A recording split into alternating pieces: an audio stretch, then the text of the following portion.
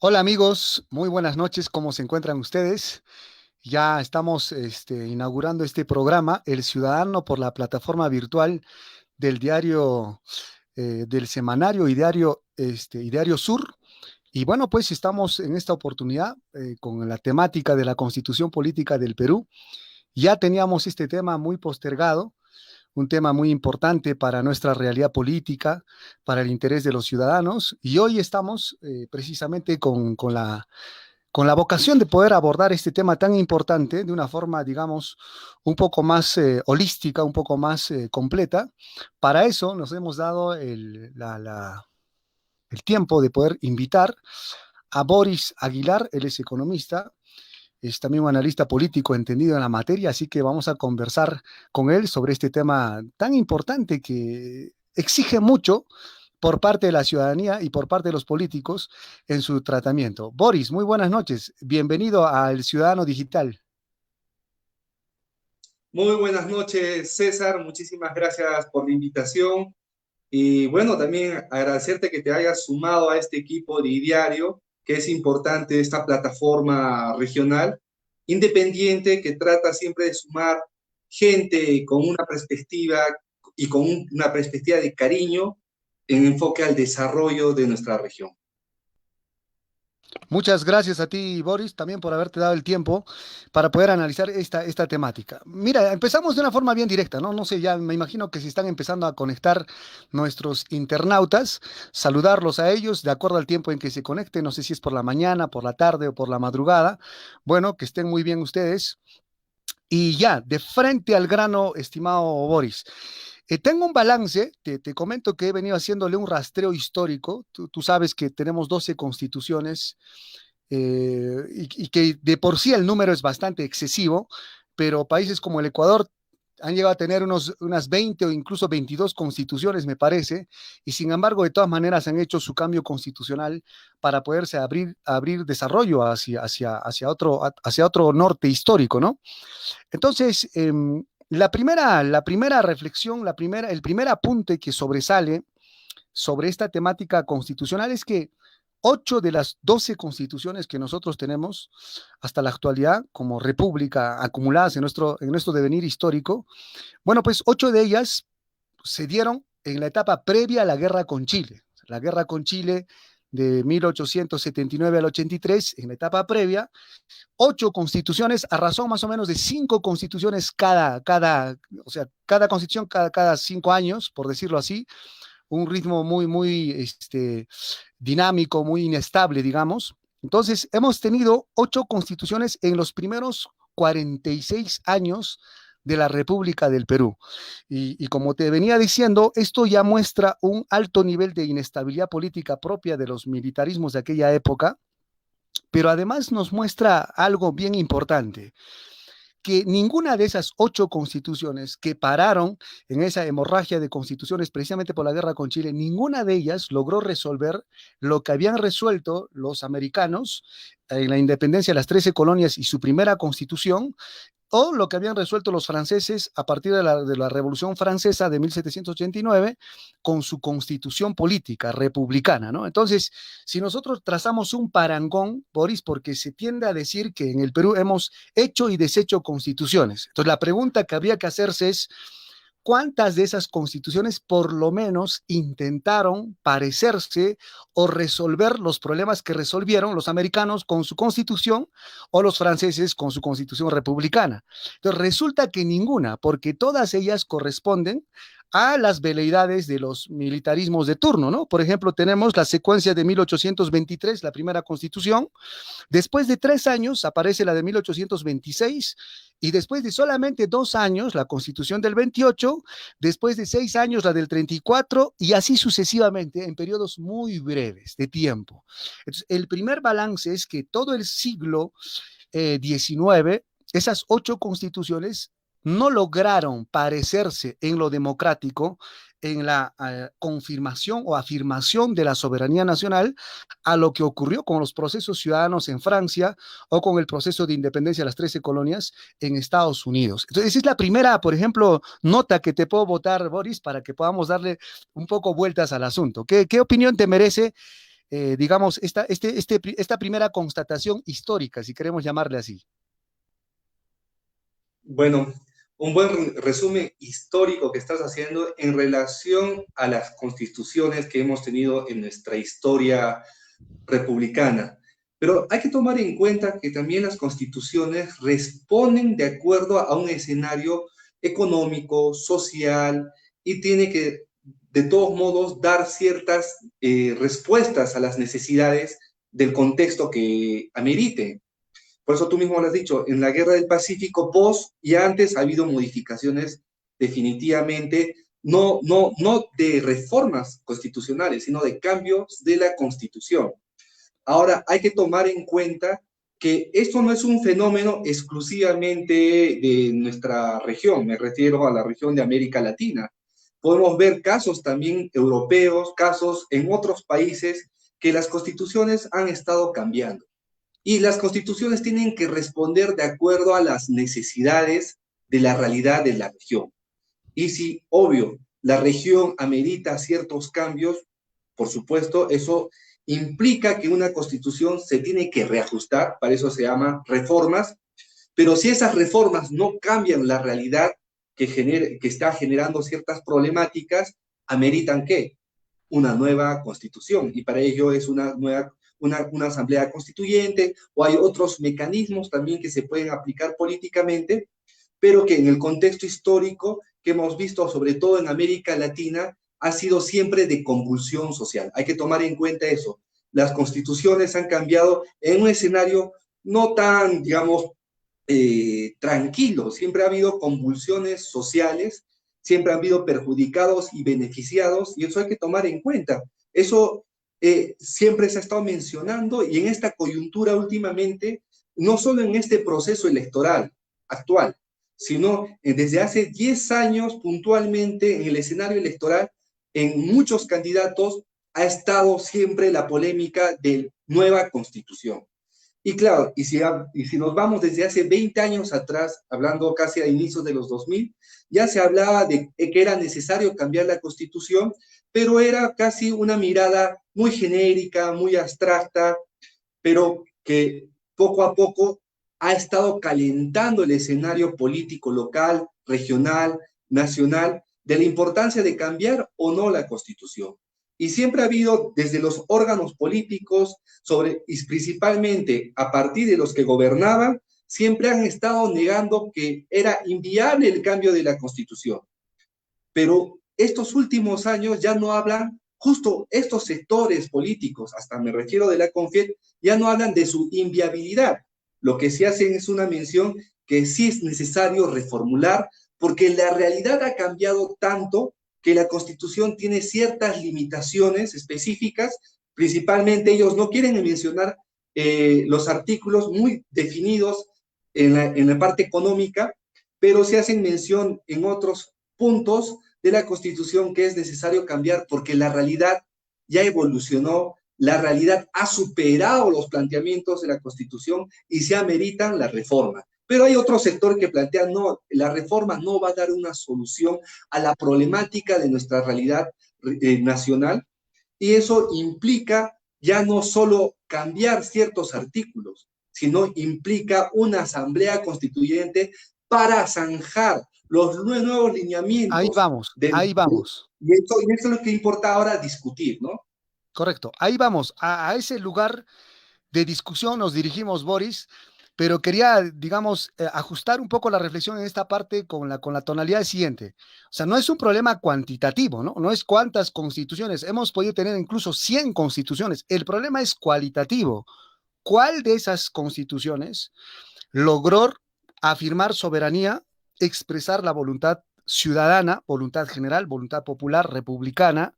¿Cuál de esas constituciones logró, digamos, reconocer la plenitud de los derechos humanos? ¿Cuál de esas constituciones logró establecer un equilibrio entre lo público y lo privado? Y finalmente, ¿cuál de esas constituciones, incluso en su mecanismo de cambio, sigue siendo democrático? Entonces, la primera constatación, Boris, que me interesa aquí para todos nuestros internautas hacer es que ninguna de las 8 constituciones que te acabo de mencionar que se sucedieron a lo largo del siglo XIX logró, digamos, adquirir esa característica que tuvieron otras constituciones, porque la constitución norteamericana que se instituye en el año 1791 es la misma constitución que rige a Estados Unidos hasta ahora, con 27 enmiendas, es decir, ha habido cambios. ¿Y por qué ha habido el mecanismo de enmiendas y no cambios constitucionales? Porque sencillamente desde el proceso mismo de la independencia de las 13 colonias, esa constitución reflejaba varias cosas que necesitaba esa sociedad. Primero, la necesidad de instituir un país soberano, a ratificar su soberanía respecto de Inglaterra, uno. Dos, ratificar su sentido democrático porque reflejaba la voluntad popular soberana de las 13 colonias. Tercero, reconocer los derechos humanos fundamentales en esa Carta Magna. Y finalmente, digamos, instituir el equilibrio de poderes. El problema, como estamos viendo, estimado Boris, es de que esas 8 constituciones que ocurren, que se instituyen fugazmente en esos 46 años que preceden a la guerra con Chile, son constituciones que no logran compararse. Es por eso que vamos a tener una crisis todavía en el siglo XX de constituciones, porque después viene, Boris, la constitución de 1920, que sale en el oncenio de Leguía, que es una dictadura, hay que subrayarlo. Sale la constitución de 1933, creo que es en el periodo de Sánchez Cerro, a eso hay que verificar, la constitución del 79, que también, siendo democrática, se convocó en un contexto de dictadura, la de Morales Bermúdez, y finalmente la constitución de 1993 en dictadura. Lo que quería decirte, Boris, es lo siguiente, que si uno revisa escrupulosamente el proceso histórico de las 12 constituciones, se va a encontrar con que en el siglo XIX ninguna de las constituciones que se implementaron se aproximó siquiera al proceso democrático institucional que tuvieron Estados Unidos o Francia, que son los primeros países que se dotan de una constitución, porque la primera constitución es la norteamericana y la segunda constitución en el mundo es la francesa, es por eso que hacemos la referencia. Y la única constitución que intenta resolver ese problema es la constitución del 79, que lo convoca una dictadura ya en su etapa final para dar tránsito a una democracia, se llama una asamblea constituyente, la del 79, donde está Víctor Raúl Aya de la Torre y preside esa asamblea constituyente, y se arroja una constitución que de alguna manera no podemos decir que sea perfecta, pero era de las 12 que podemos comparar ahora con la perspectiva que nos da la historia, que se asomaba a resolver ese problema, el problema de legitimidad democrática, el problema de soberanía nacional, el problema de los derechos humanos, de los equilibrios de poderes y la reforma democrática. Entonces, el primer balance, Boris, que te quiero arrojar, ahora sí, para entrar a la discusión de la Constitución del 93, es el balance histórico, que de esas 12 constituciones, eso hay que repetirlo, creo, hasta la saciedad, la única que cumple de alguna manera la condición democrática, la condición soberana, la condición de reconocer los derechos humanos, de equilibrar los poderes del Estado y de dotarle de un mecanismo democrático para la reforma de la misma Constitución, es la Constitución del 79, que solamente regió pues hasta que apareció Fujimori después de 17 años en el 93 y bueno, pues se trajo abajo, ¿no? Entonces, esa constatación, Boris, es fundamental. ¿Por qué?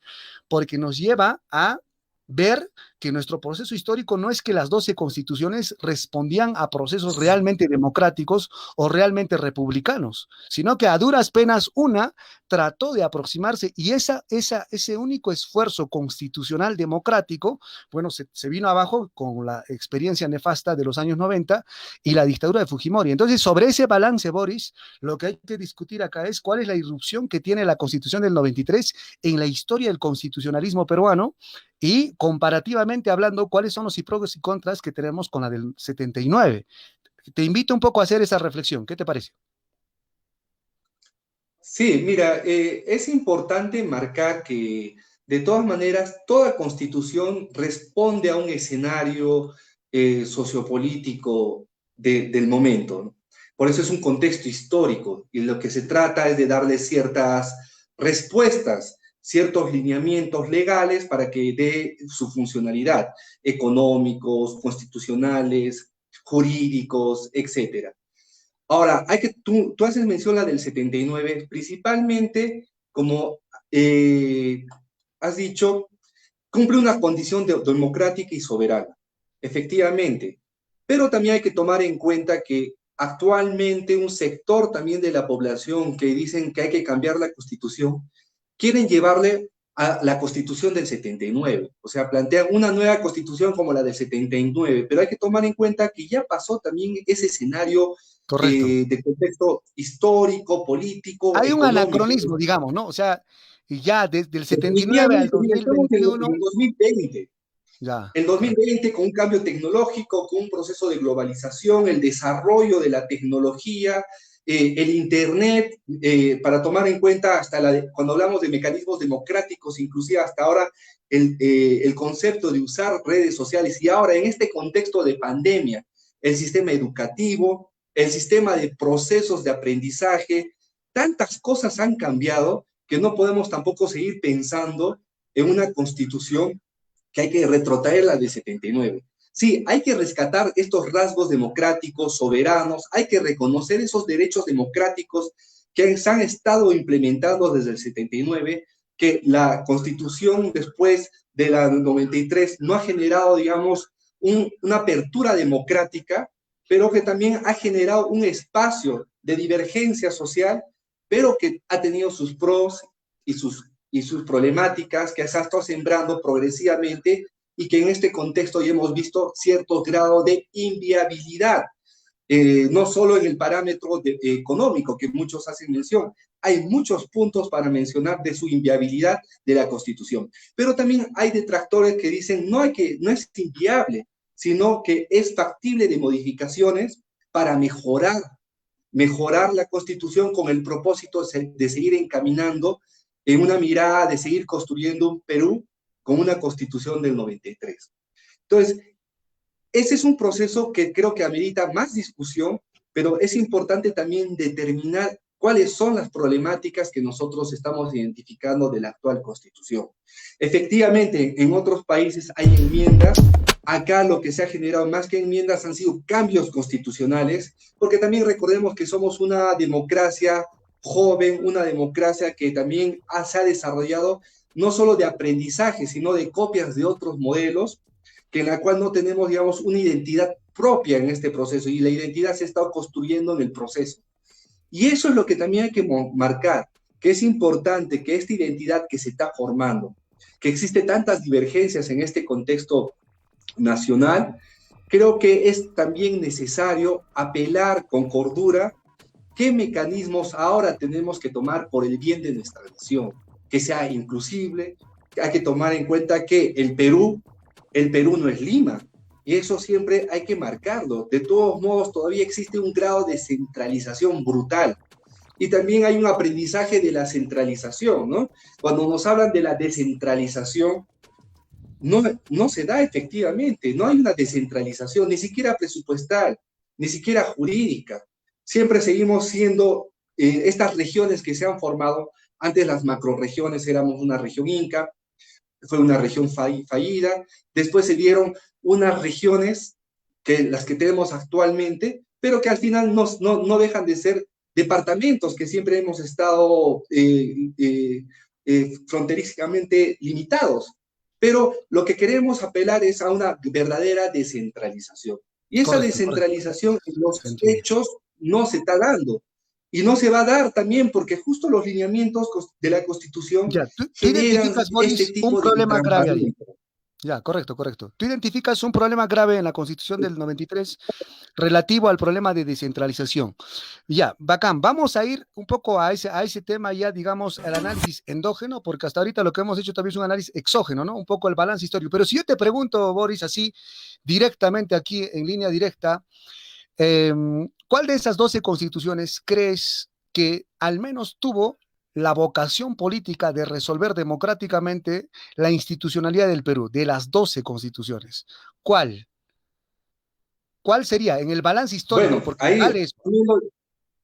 una apreciación ya muy personal mencionaría la Constitución del 79, no solo por lo que planteaba en ese contexto histórico, sino el cómo se ha desarrollado, que hay que tomar Correcto. en cuenta el grado de participación y transparencia en esa coyuntura política que ha generado que muchos sectores de la población sean parte en la construcción de la Constitución.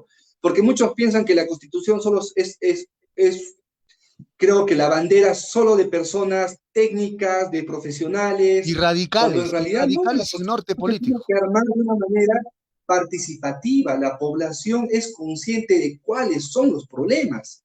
Y creo que ahí amerita justo un proceso de una nueva constitución a través de una asamblea constituyente que implique la participación de diferentes sectores sociales para que ayuden a hilvanar una mirada conjunta para el bien de nuestra sociedad. Porque lo que estamos viendo, que últimamente lo que se ha perdido, y quiero rescatar este concepto que creo que amerita mencionarla y sobre todo ponderarla, es buscar el bienestar social. El bienestar social es una mirada no solo inclusiva, sino que es una mirada que amerita ver el desarrollo de la sociedad en función del individuo, no en función solo del dinero. Por eso hablábamos, no solo se trata de hablar del PBI, no solo se trata de hablar de un desarrollo económico, específicamente en crecimientos y puntos porcentuales de qué tanto estamos bien frente al año pasado, sino ver qué tanto hemos mejorado la calidad de vida de la ciudadanía, qué tanto hemos disminuido el desempleo, qué tanto hemos disminuido las brechas de desigualdad en saneamiento básico, electrificación, en anemia, en desnutrición, en tantos temas que estamos hablando que en la Constitución del 93, que ha sido impuesta, que ha sido prácticamente sometida a la ciudadanía, lo que hemos podido ver ha generado, y no podemos negar, un crecimiento económico. No Pero podemos Boris, negar ¿tú crees que que ese crecimiento se deba a la Constitución? ¿Tú crees que hay un correlato directo entre crecimiento y Constitución? sí existe, ¿no? Ahí podemos entrar a cosas muy particulares, ¿no? El artículo 60 de la subsidiariedad, por ejemplo, que es lo que no tenía específicamente la Constitución del 79, el artículo de la libre competencia, pero que ahí hay ciertas triquiñuelas que hay que tomar en cuenta.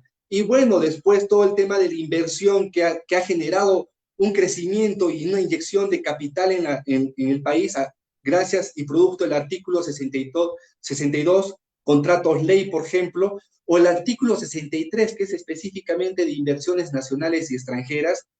Pero el detalle es que ese artículo faculta a estas grandes inversiones, que es necesario traer inversiones, no podemos negar la importancia de traer las inversiones, pero también es importante también marcar ciertos hitos de cómo se tiene que invertir. Pero estos artículos de la Constitución lo que han generado es una inyección de capital brutal, interesante e importante también en ese contexto, pero que a largo plazo nos está trayendo más perjuicio que beneficio. En el corto plazo, y si lo vemos macroeconómicamente, en un corto plazo estamos hablando de 10 años, sí ha habido una ventaja, ha estabilizado la economía, la inflación comenzó a bajar, hubo un crecimiento económico progresivo, pero el detalle es que poco a poco nuestros recursos naturales han sido netamente vendidos a precios irrisorios y en la cual, digamos, estos artículos que están en la Constitución no defienden a la ciudadanía, no defienden nuestros recursos, más bien prácticamente están en prenda a capitales extranjeros, que esto genera que no podamos hacer grados de renegociación. Por ejemplo, los contratos ley que se han dado con el gasoducto, el gas de camisea, no podemos hacer ningún cambio porque estamos siempre en contra de la Constitución y siempre vamos a perder. O, por ejemplo, en el caso del aeropuerto de Chincheros, ¿no? Que no se puede cambiar este tipo de contratos y el Estado, por más que quisiera cambiarlo, podemos entrar a procesos de juicios internacionales. Porque estas empresas han entrado con el respaldo de la Constitución y más específicamente con el artículo 62, que es específicamente los contratos ley que hay que tomar en cuenta, donde las empresas tienen siempre que ganar en fueros internacionales. Y por eso no es casual que Culturguasi, sin hacer nada, prácticamente han entrado a estafarnos, que esos en los hechos hay que hablar claro, nos han estafado, pero como están con un contrato ley que les faculta, y es más, les beneficia a poco de la estafa, el Estado, ¿qué cosa ha hecho? A pesar de que les hemos quitado del camino, nosotros estamos haciendo una enmienda a esta empresa con 150 millones de soles. O sea, estamos perdiendo inclusive. O sea, Correcto, nosotros mismos se entiende el punto. no tenemos, la Constitución no defiende a nuestro territorio peruano solo por traer inversión. Inversión, inversión, que es necesario y la necesitamos también. Pero vemos que también en otros países hacen este tipo de inversiones, pero les ponen muchas condiciones para respetar no solo el medio ambiente, sino la ciudadanía, que también respeten y paguen los impuestos como debe de ser, evitando las evasiones que acá se evade enormemente. Anualmente hay una evasión de alrededor de 15.000 millones de soles de las grandes empresas. ¿Qué no podríamos hacer con esos 15.000 millones de soles? ¿Cuántos colegios? ¿Cuántos hospitales? ¿Cuántas plantas de oxígeno si hablamos en este contexto de pandemia? ¿Cuánta conectividad gratuita que es necesario en las comunidades, en el sector rural, existirían con estos 15.000 millones de soles? Pero actualmente con la nueva constitución, con la CONFIET al costado, que dicen que no hay plata, no hay plata, pero sí hay plata, hay formas de recaudar, pero lamentablemente tenemos un super candado que es nuestra constitución. Entonces, hay taras que de verdad tenemos que cambiar. Ahora, la disyuntiva actual es cambiar la constitución o reformar ciertos artículos. Y ese es Vamos a ir ahí, ahorita el vamos a proceso ir. de discusión que se está dando. Vamos a ir, Boris. Me pareció interesante esa, digamos, participación en torno a lo económico que tuviste, que es lo menos que se espera, ¿no? Somos economistas y deberíamos ahí entrar, pero entendiendo, amables amigos, que tenemos un programa de 40 minutos, de los cuales nosotros ya nos hemos soplado más o menos 20 minutos. En estos 20 minutos, Boris, yo te propongo metodológicamente hablando, ya hemos cubierto la parte histórica, tú ya te has adelantado a la parte económica. Vamos a entrar a la parte económica, pero permíteme hacer un aditamento a lo que tú has comentado. Me parece que técnicamente mucho nos hemos acostumbrado a solamente hablar de crecimiento, que el crecimiento es una variable fundamental, sí, es crucial para una economía, lo es, pero me parece que también hay que preguntarse qué forma de crecimiento tenemos. ¿Qué modalidad de crecimiento tenemos? Si es un crecimiento que refleja, que digamos reflota, refleja y digamos grafica la dinámica de la pluralidad de sectores económicos como la agricultura, las microempresas, etcétera, o es una actividad de incremento del PIB impulsado principalmente por la exportación de materias primas, que esto no es un tema secundario, o sea, es un tema importante. Preguntarse de qué forma estamos creciendo, cuál es la calidad de ese crecimiento, si estamos protegiendo o no el medio ambiente, si estamos administrando o no bien nuestros recursos naturales, si estamos dinamizando toda la economía o solo una parte de la economía. Esas preguntas muchas veces, estimado Boris, se van por la tangente, porque muchas veces se simplifica el análisis económico a ver solamente el crecimiento. Con tal de que haya crecimiento, todo está bacán, pero también hay que preguntarse después cómo se distribuye ese crecimiento, cómo ese crecimiento se convierte en desarrollo a través de inversión en educación, salud, vivienda, etcétera. Entonces, antes de jalarte a este terreno al que tú ya te has metido de mutuo propio, que es el análisis económico de la Constitución, Boris, habría que hacer una constatación, digamos, ni siquiera es una reflexión donde la subjetividad pesa, sino es simplemente una constatación. Si nosotros vemos y superando además el neocolonialismo mental de solamente y además el complejo de inferioridad de solamente compararnos con Chile, toda la vida nos paran comparando con Chile, que Sí, Chile pues, hizo esto, aquello, que como nosotros no, modelo. que Chile por acá, Chile por allá. Creo que es momento de ver en igualdad de condiciones el mundo y compararnos con las experiencias más avanzadas en desarrollo, ¿no? Y si nosotros vemos el ranking de desarrollo, Boris, con lo que tú has hablado, los países que tienen alto nivel de desarrollo no tienen economía social de mercado. O sea, no son países que le han pasado a planadora al sector público, que todo le han entregado prácticamente al sector privado y le han amarrado al sector, al Estado, para que pueda hacer actividades, digamos, empresariales o actividades de emprendimiento, o actividades mucho más promotoras, digamos, ¿no? Entonces, eso es importante, Oris, considerar, porque de esa consideración deriva nuestra valoración de la Constitución, porque nosotros no sabemos muy bien si lo que dice la Constitución está bien o está mal, hasta que nos vemos en otros espejos y decimos, oye, mira, Francia invierte de una forma mucho más decidida en sector educación, en salud. Veamos la experiencia de los Tigres del Asia. El Estado tuvo un rol importante en el proceso de industrialización. En esos países que le llaman países libres, el Estado pesa más. Yo no sé francamente cómo miden el índice de libertad, porque, ¿sabes, Boris? Digamos, el instrumento propagandístico que se utiliza más para decir que los países desarrollados son países liberales, pero si tú ves la participación del Estado en esos países, entre comillas, liberales, bueno, pues es casi al 50% de la economía, ¿no es cierto? Entonces, si nos Exacto. vemos en esos espejos, si nos vemos en esos espejos y aterrizamos a la Constitución del 93, entonces la primera pregunta viene acá, Boris, de forma global, del artículo 58 al 65. El totalitarismo de mercado, es decir, creer que el Estado prácticamente es la obstrucción mayor del desarrollo y que por lo tanto el desarrollo va a venir por el lado de la mano invisible de la oferta y la demanda. Ese maniqueísmo, esa distorsión además poco técnica de separar lo público y lo privado, es lo que se ha implantado en el país y ha impedido prácticamente que se pueda potenciar esto que se llama bienes públicos para el desarrollo. Entonces, teniendo esa constatación, Boris, yo te llamo al análisis sobre lo que plantea el artículo 58, economía social de mercado. Primera pregunta, ¿los países desarrollados tienen economía social de mercado? Primera pregunta. Segunda pregunta, ¿esa economía social de mercado realmente es social?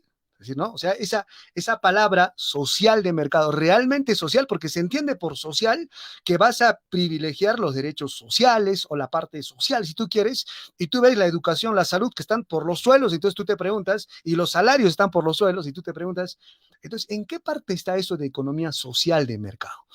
¿Ya? Entonces, pregunta Boris sobre el artículo 58 sobre la economía social de mercado. Además, que ya estaba en la Constitución del 79. O sea, tampoco es la gran innovación de Fujimori Para la nada, economía no social tiene de mercado, innovación. porque ya estaba antes. Pero preguntarte, ¿qué opinión te merece este modelo económico? ¿Tú crees que en 30 años ya, al hacerle un balance económico, sale aprobado o sale desaprobado? ¿Cuál es tu opinión?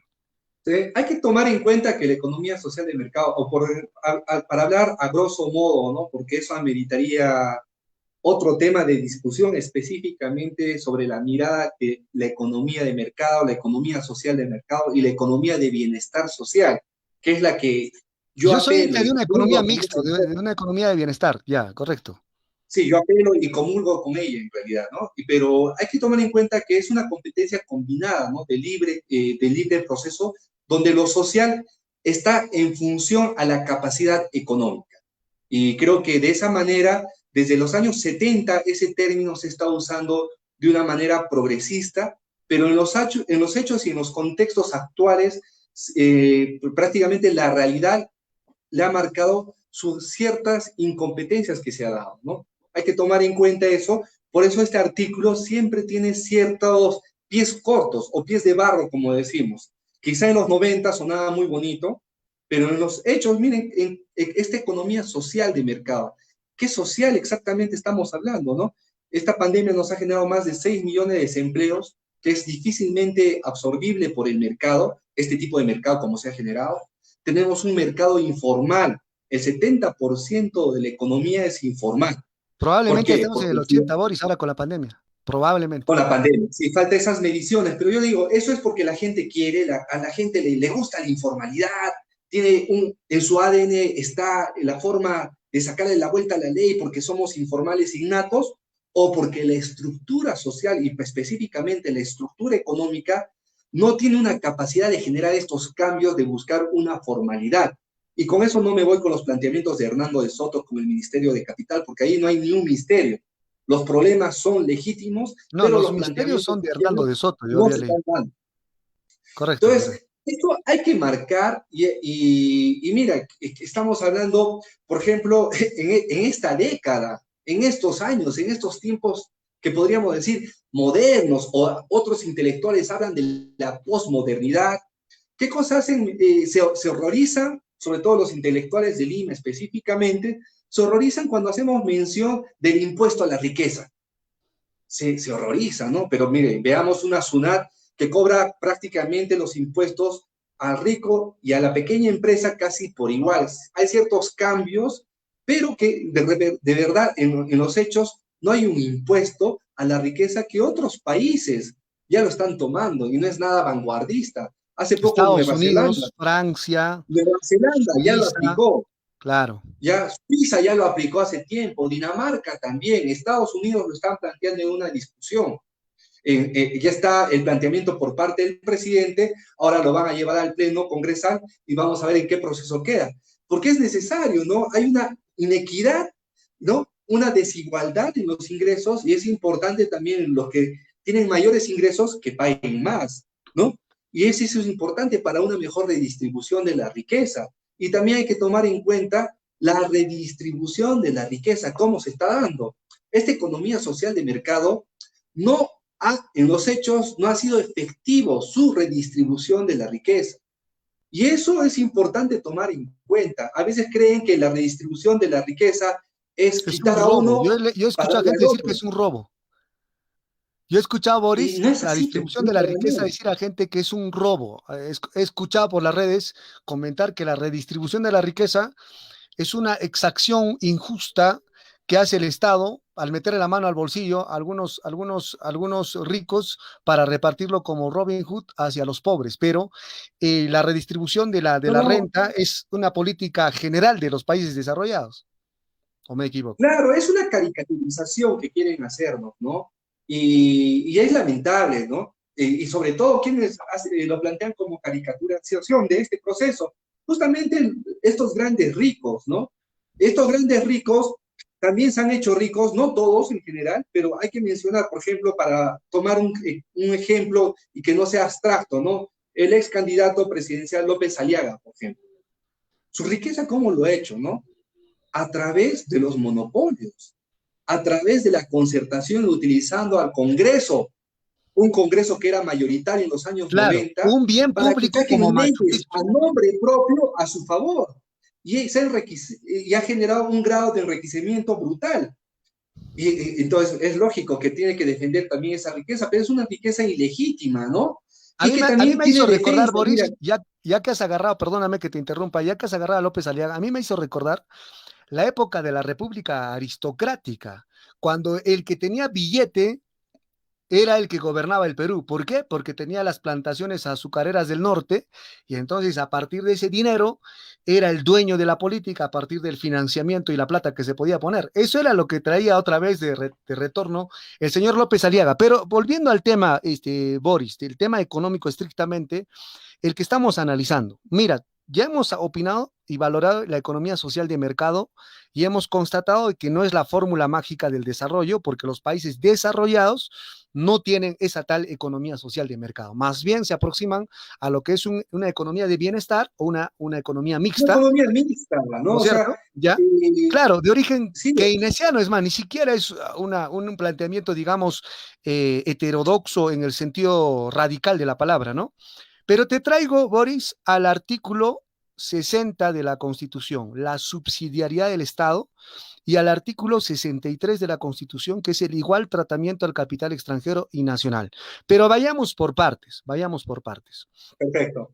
Si nosotros analizamos a la luz de los datos actuales, por ejemplo, cómo se comporta el Estado en Chile, cómo se comporta el Estado en Colombia, cómo se comporta el Estado en China, cómo se comporta el Estado en el Japón o en Estados Unidos, ahí no existe tal subsidiariedad del Estado, ¿no? O sea, el Estado, cuando ve que hay un problema estratégico de interés nacional, no le pregunta al Congreso, como acá te manda a hacer este artículo de la Constitución, porque te dice que el Estado solamente puede actuar bajo una ley expresa. O sea, cuando el Estado vea que tiene el gas de camisea, tiene los recursos naturales o tiene una actividad estratégica que asumir, entonces lo que tiene que hacer es preguntarle a la mayoría de congresistas de Keiko, a la mayoría de congresistas que no les importa a veces el Perú y decirles, oye, podemos hacerlo.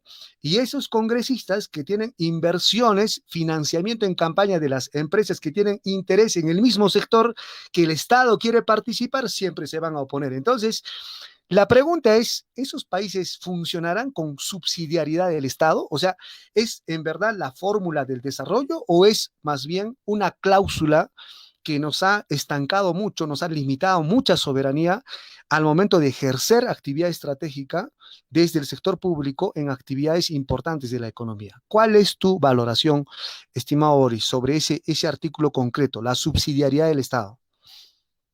Claro, el artículo 60, sí, Sí, sí, claro. siempre ha sido un artículo muy polémico y sobre todo a veces poco entendible, porque siempre entendemos la subsidiariedad que el Estado tiene que intervenir solo donde el privado no lo hace, o sea, donde no quiere, o donde el privado ve que no hay rentabilidad, entonces ahí recién el Estado tiene que intervenir. Pero donde hay rentabilidad, el Estado no puede intervenir porque no puede competir y es una competencia desleal con el privado. Y es bien particular, ¿no? Porque en muchos países, y países que, digamos, antes no estaban desarrollados en el término y en el concepto moderno, ¿no? Donde se generan hartas riquezas, harta modernidad, pongámoslo así, como los países asiáticos, no ha ocurrido eso, sino ellos han apelado también de tener una política estratégica, de intervenir directamente, inclusive donde el privado sí podría también hacerlo, pero también el Estado tomó cierto grado de control, ¿no? Y donde había ciertas producciones estratégicas, era inevitable no dejar al privado exclusivamente, sino inclusive hacer un tipo de empresa mixta. Y eso no es Correcto. comunismo, eso no es socialismo. Estamos hablando de países, para mencionar, de Dinamarca, Francia, los Francia, países principalmente, asiáticos. ¿no? Claro. Y si hablamos acá, inclusive Chile, que tanto hablamos con el modelo chileno, veamos también, ¿no? Por ejemplo, la empresa del cobre de Chile, ¿es 100% privada? No, es mixta, ¿no? Hay que tomar en cuenta, ¿no? Y la riqueza que genera, y es una de las empresas más estratégicas que tiene Chile para el desarrollo también de su localidad. Entonces, ese es un problema que creo que nos genera muchas taras y principalmente un término que quiero rescatar y que has mencionado, una pérdida de soberanía. Porque al final no generamos un desarrollo propio, una identidad propia, inclusive en el lado empresarial, porque siempre buscamos el cuco que el Estado es ineficiente, que el Estado es incompetente, y miramos siempre a los años 70, a los años 60, que sí, claro, hubo recontra ineficiencia también por parte del Estado, pero ahora hay tecnología, hay modernidad, hay desarrollo de técnicos y profesionales de alto estándar que podrían darle inclusive un aporte favorable en la construcción de empresas estatales para el desarrollo local, porque también al desarrollo de empresas estatales generamos y promovemos un empleo más especializado y claro, sobre todo también apelar en beneficio de que esas utilidades que se generan se redistribuyan a través de un presupuesto público para el bien y para el beneficio de quienes, de todos nosotros, porque al final eso se va a traducir también en inversión pública, en obras públicas y todos los ciudadanos nos vamos a beneficiar.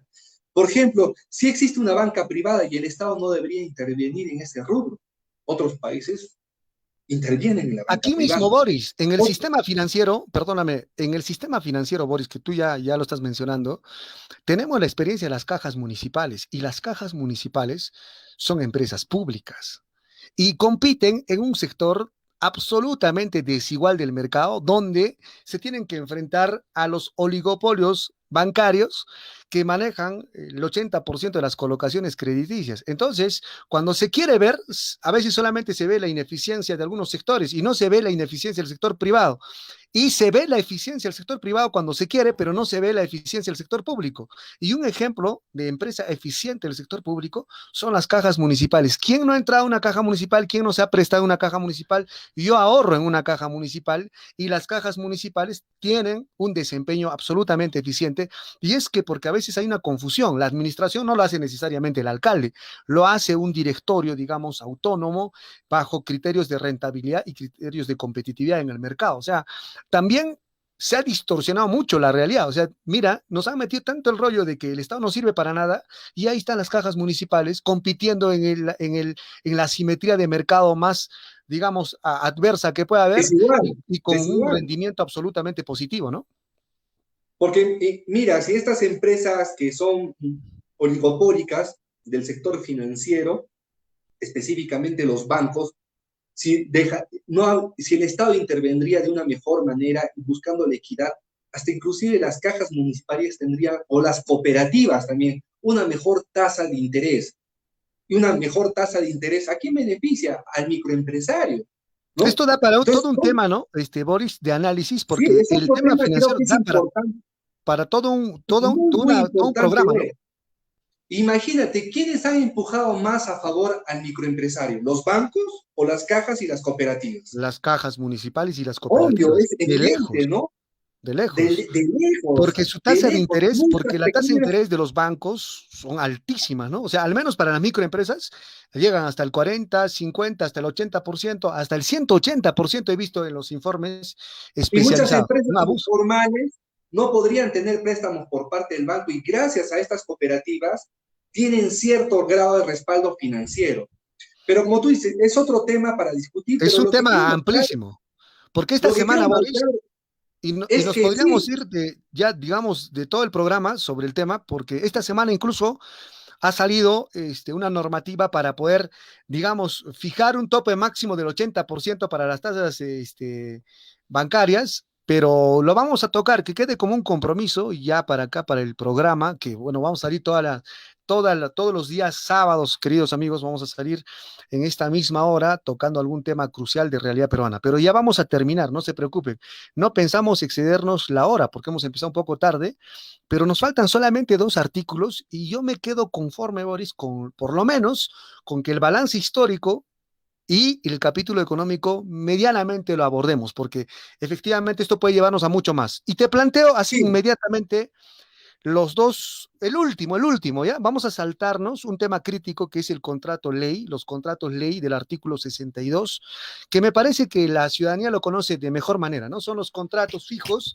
que se establecieron en la etapa de Fujimori, que prácticamente nadie los podía deshacer y la empresa podía hacer lo que quería a partir de esos contratos porque ni siquiera tenían cláusulas anticorrupción, pero lo vamos a pasar en aras, digamos, de tocar algo distinto a lo que usualmente se hace. Te retrotraigo al artículo 61. El problema de los monopolios, Boris. A partir de esta consideración. O sea, en el artículo 58, bien bacán, economía social de mercado. Yo me imagino que en la lectura del libro aparece como que todo el mundo está compitiendo en una situación de atomicidad de mercado donde todo es disperso, nadie está organizado y bueno, todos se acomodan a lo que el precio va dictando en el mercado. Pero aquí viene el asunto.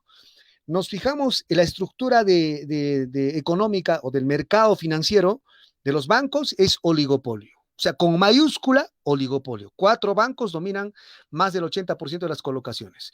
Nos fijamos el mercado de seguros y es lo mismo, los mismos bancos que tienen sus seguros, ¿no es cierto? Tienen sus AFPs, ¿ya? En el sector de las clínicas, igualito. Está entrando el mismo sistema bancario, está entrando a hacer una integración vertical con más o menos 8 empresas y ahí también se está formando un oligopolio. Está en formación.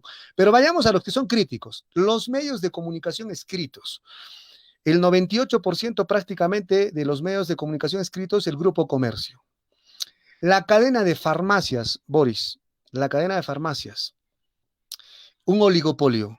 El claro, mercado de oxígeno, el el grupo mercado de Intercorp oxígeno ahora en controla el pandemia, 90% de las farmacias. correcto, correcto, Y correcto. si hablamos de los bancos, Está bien, 4 bancos controlan el 80% de los créditos, exacto. teniendo los intereses más altos de América Latina, según el Banco Mundial. El séptimo lugar en el mundo. Split bancario, ganancia bancaria del sistema financiero peruano, séptimo lugar de los más caros en el mundo. Eso para tenerlo como dato.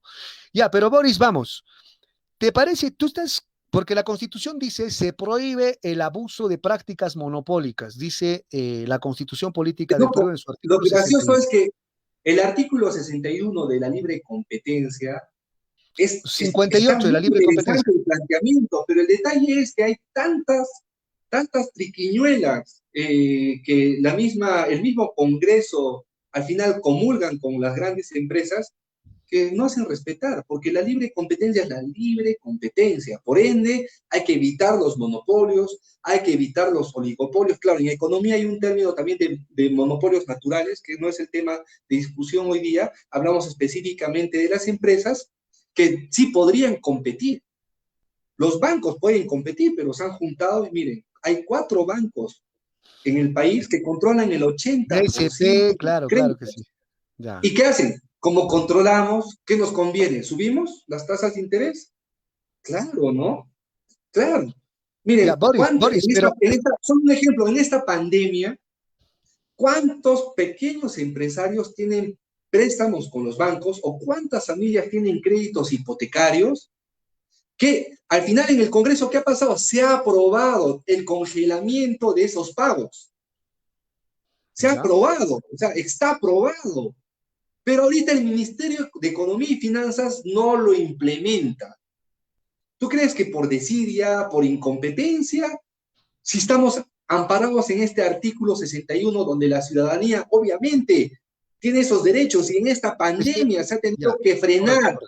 frenar estos pagos de interés, porque es lógico, una pequeña empresa, si no tiene ingresos, pero tiene que seguir pagando al banco, una familia que el padre de familia ha perdido su empleo por esta pandemia, pero tiene un crédito hipotecario, tiene que seguir pagando al banco, y a pesar que el anterior Congreso ha aprobado el congelamiento, ¿qué ocurrió?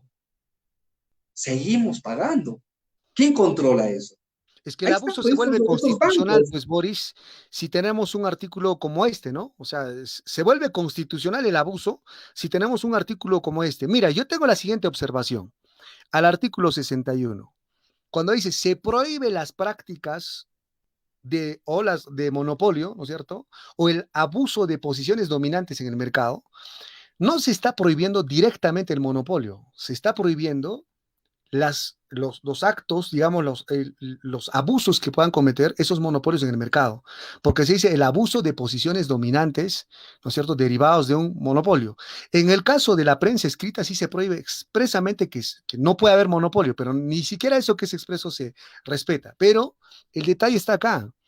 No tenemos tantos monopolios que digamos, tenemos cuasi monopolios. Por ejemplo, el tema cervecero sí es cuasi monopolio, Bacus, ¿no es cierto? Ya el 99%, pero Claro. no tenemos, te lo pongo así, está bien, puede pasar con los monopolios incluso, pero de los oligopolios que dice la Constitución.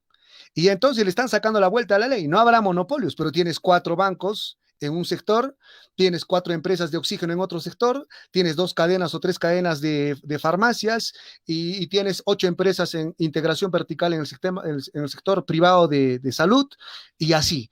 Entonces, lo que está sucediendo es que ahí hay una falencia enorme, ¿no? En el sentido de que no se prohíbe la existencia de monopolios así tajantemente, y además no se dice absolutamente nada sobre el tema de los oligopolios. Ahora, a esto se suma, Boris, que no tenemos una ley, digamos, anti-monopolios, que significa para evitar la concentración, porque cuando una empresa compra acciones de la otra, ya tenemos que preocuparnos si es que con eso va a tener mayor posición en el mercado y si esa posición en el mercado lo va a utilizar en contra de los consumidores, ¿no es cierto? Es una preocupación importante. No tenemos regulación respecto a eso. Muchos países lo tienen, Claro, pero no tenemos una eh, regulación sobre eso. César, sí existen regulaciones, pero antes de hablar de las Pero a las regulaciones, fusiones, Boris, a las fusiones en bancarias, Estados Unidos, por ejemplo, existen leyes antimonopólicas, muy específicamente, que inclusive entran a un proceso de fiscalización pero yo me cuando refiero se al Perú, compra Boris. o Ah. una empresa es absorbido por otra. Ya, para no hablar de Estados Unidos, vayamos a nuestro hermano país de Brasil. Existen leyes antimonopólicas muy estructuradas, ¿no? No es tan fácil también inclusive la compra de una empresa por otra, A cuando eso voy, a eso voy. Y en el Perú no como el lo caso de tenemos, pues, Boris. bancos, o como el caso de los bancos, o como la concertación de precios que hace Intercop a través de las farmacéuticas para controlar los precios de los medicamentos, que es también muy inhumano controlar precios de los medicamentos. Inclusive cuántos años se han opuesto para que se apruebe la ley de los medicamentos genéricos. Pero como es una empresa monopólica, ¿qué ocurre? Hay de base, cuando ya no hay medicamentos ahora genéricos, generan también un poco de desabastecimiento, ¿no? De medicamentos genéricos para seguir vendiendo también en el mercado medicamentos a costos muy elevados. Entonces, es importante marcar esto del artículo de la libre competencia, que en realidad es un artículo muy escrito de manera genérica, porque la existencia de monopolios y oligopolios de por sí contradice la existencia de la competencia. Entonces, ¿qué libre competencia hablamos cuando la existencia de estos dos monstruos económicos no ayudan a la libre competencia? Es más, estrangulan la competencia. En verdad, los que les tiene que Es obligar una a competir, problemática. Boris, es el Estado, ¿no? La ley, la regulación. O sea, en verdad no van a competir solos, hay que obligarlos a competir y eso lo hace el Estado a través de una ley antifusión y a través de una constitución clara que mencione que está Por eso te prohibido los digo, monopolios y oligopolios, ¿no? sí existe la regulación. ¿Tú Es crees más, que, hasta en las pero facultades Boris, de economía nos enseñan las teorías de la sí, regulación. pero Boris, Entonces, sí existen voy acá, mecanismos regulatorios. Lo que voy pasa aquí. es que estamos durmiendo en la aplicación y la implementación de estos mecanismos regulatorios desde el Congreso y desde las instituciones que regularían estos monopolios y oligopolios. Pero Entonces, Boris, ahí para está hacerte el un poco la estancamiento. discusión, para hacerte un poco la discusión, Boris, pero esa ley de antifusiones no la tenemos, Boris. Y el artículo La ley 61 no de la existe, Constitución no, Política del Perú la no ley es sí no clara al existe. respecto, ¿no es cierto? ¿O la Claro, tenemos? esto sí. No, No no, la no, no, tenemos, no, no la no tenemos. existe. Y el artículo 61 de la Constitución, bueno, pues no es clara sobre los oligopolios. ¿O tú aprobarías ese artículo 61, Boris? No te he entendido muy claro eso. No, que en realidad es un artículo muy contradictorio, ¿no? Porque estamos hablando de libre competencia. Voy a leer específicamente, permítame un segundo, El 61, y con eso el ya artículo cerramos. 61 que dice, el Estado facilita y vigila la libre competencia, Correcto, vigila ya, y facilita la libre competencia. No seguimos. vigila, no facilita. Correcto. Pero También ahí dice hay el Estado lo que sigue, combate Boris, ahí toda está la práctica.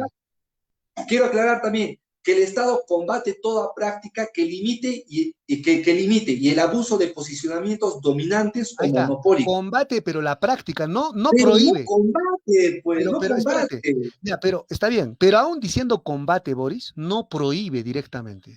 No prohíbe directamente el monopolio ni el oligopolio. ¿O tú lo encuentras ahí?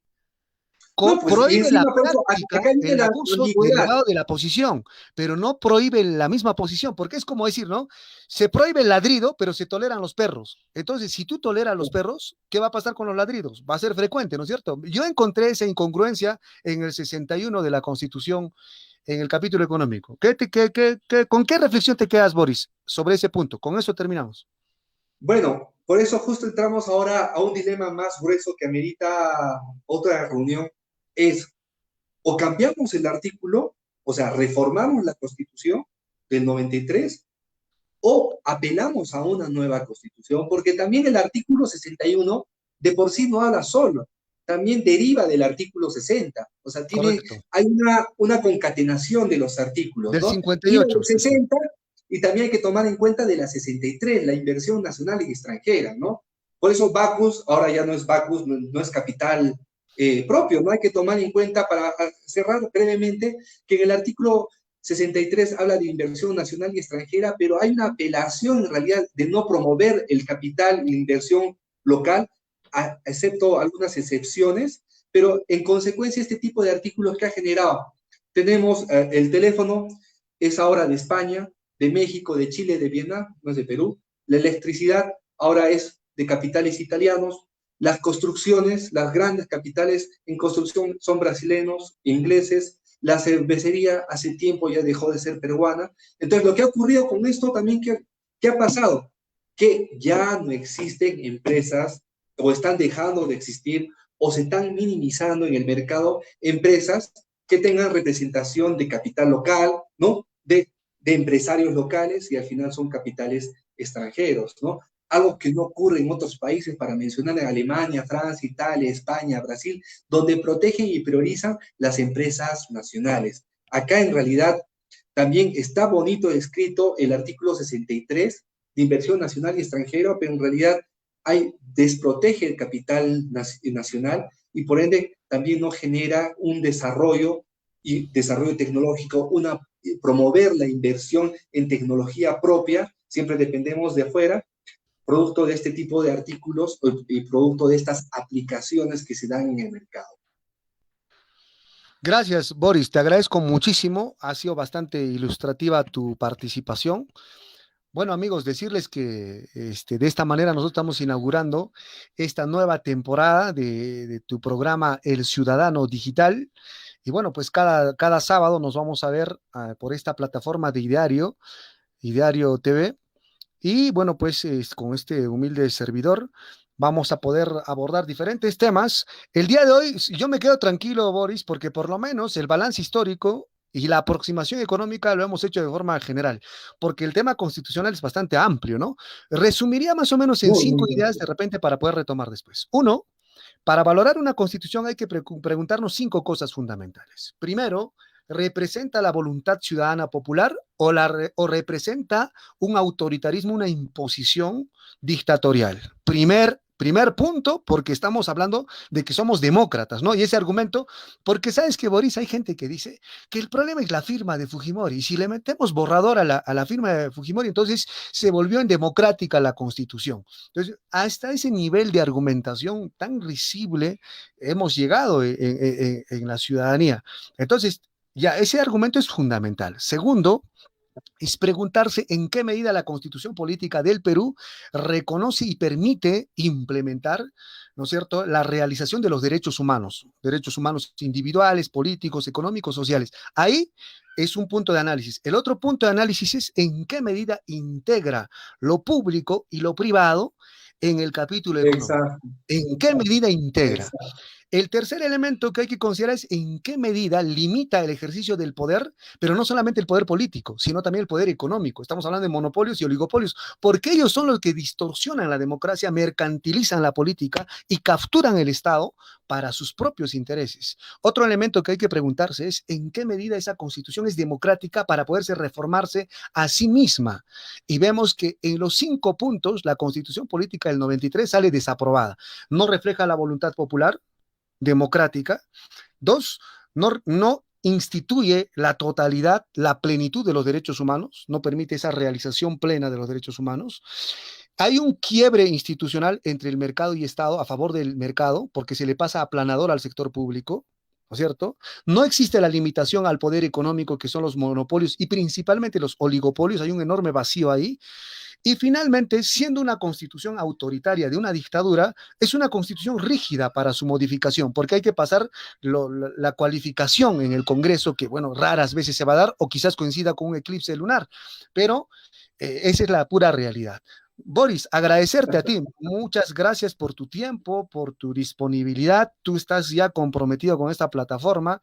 Queridos amigos, muchas gracias a ustedes por sintonizarnos. De esta manera nosotros estamos inaugurando en esta plataforma digital el programa El Ciudadano, que todos los días sábados a las 7 de la noche va a hacerse presente en vuestras pantallas. Muchísimas gracias, Boris. De repente quieras decir algo más y ya nos despedimos también. Más bien, muchas gracias, César, por invitarme a este espacio.